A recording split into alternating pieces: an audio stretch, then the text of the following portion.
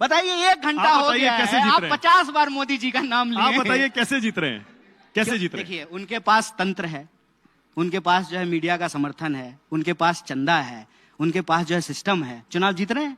अरे बाप रे, ये तो धोती खोल रहा है। बहुत सारे लोग 4-4 साल से जेलों में बंद हैं बिना किसी कार्रवाई के, उनको बेल नहीं मिल रही है, कोई ट्रायल नहीं हो रहा है, उनको पकड़ करके जेल में बंद कर दिया गया है। बात तो सही है। अरे तो एक बार हमको भी मुख्यमंत्री बना दीजिए ना, हम भी नहीं हारेंगे। और अभी तो रुको, क्लाइमैक्स अभी बाकी है। तो चलिए शुरू करते हैं। चुनाव क्यों जीत रहे हैं? 2002 के बाद से नरेंद्र मोदी एक भी चुनाव नहीं हारे। पहले गुजरात में जीतते रहे, उसके बाद यहाँ भी 3 चुनाव अभी बता है भाई। आप चाहते हैं कि हम बोलें सारा सच, जो कि जरूरी नहीं है। तो मोदी जी एक लौता जो है ना, मुझे लगता है मुख्यमंत्री होंगे जो बिना चुनाव जीते मुख्यमंत्री भी बन गए थे। ये कभी क्यों नहीं बोलते हैं? बहुत लोग बने हैं ऐसे, तो कभी चुनाव नहीं लड़े, वो चुनाव नहीं लड़े, कभी चुनाव नहीं लड़े और मुख्यमंत्री बन गए जाकर के। ये बात लोगों को पता नहीं बाद में तो जीते ना, बाद में तो बार बार जीते। अरे तो एक बार हमको भी मुख्यमंत्री बना दीजिए ना, हम भी नहीं हारेंगे।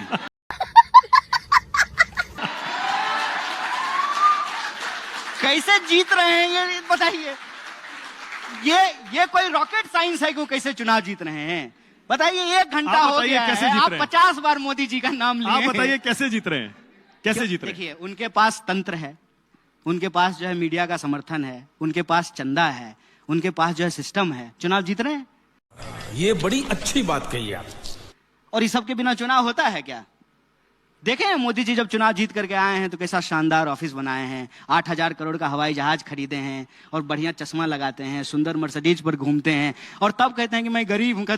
हम कहते हैं, हे प्रभु, हमको भी ऐसा गरीब बना दीजिए। सुकेश,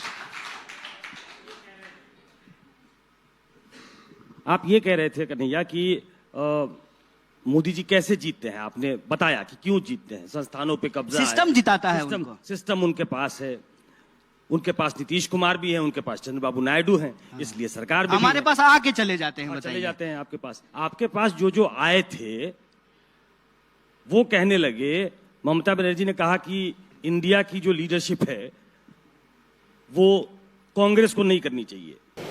अच्छा, लालू यादव आपके सबसे ट्रस्टेड अलाई, वो भी कहे कि नहीं, कांग्रेस को हट जाना चाहिए।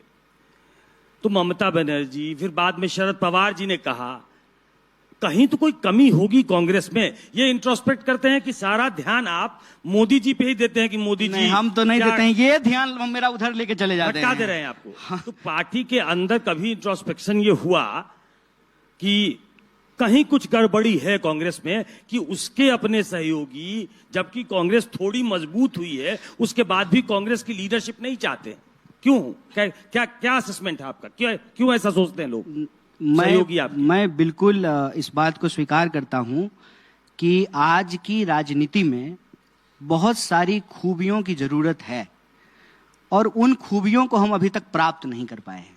लेकिन कमियां क्या हैं, उस पे जो है हम लोग मंथन करके क्या निष्कर्ष निकाल रहे हैं, ये तो यहां नहीं बोल सकते हैं, माफ कीजिएगा। क्योंकि रणनीति जो होती है उसको हम मीडिया चैनल पे आकर के बोलेंगे तो ठीक बात नहीं है।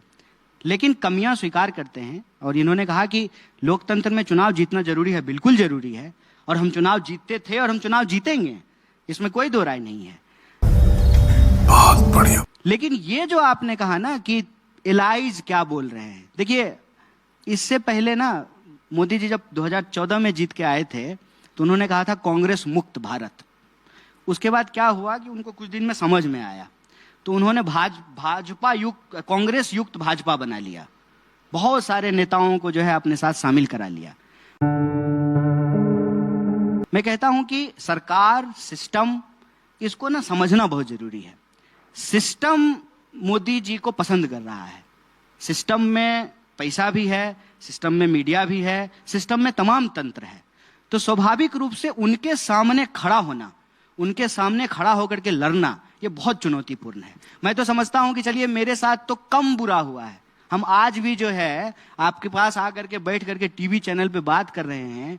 बहुत सारे लोग 4-4 साल से जेलों में बंद हैं बिना किसी कार्रवाई के। बात तो सही है। उनको बेल नहीं मिल रही है, कोई ट्रायल नहीं हो रहा है, उनको पकड़ करके जेल में बंद कर दिया गया है। अब तो कन्हैया- ये जो लड़ाई है, ये लड़ाई इतनी आसान नहीं है। और इस आसान नहीं लड़ाई में क्या होता है कि जो लड़ाई आसान नहीं होती है उसमें बहुत सारे लोग जो है कुछ दूर साथ चलते हैं, कुछ दूर साथ नहीं चलते हैं।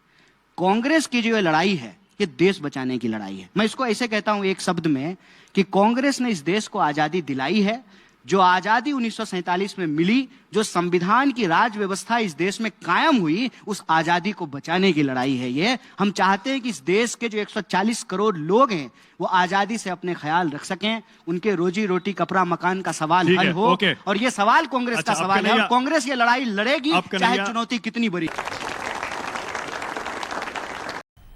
मजा आया।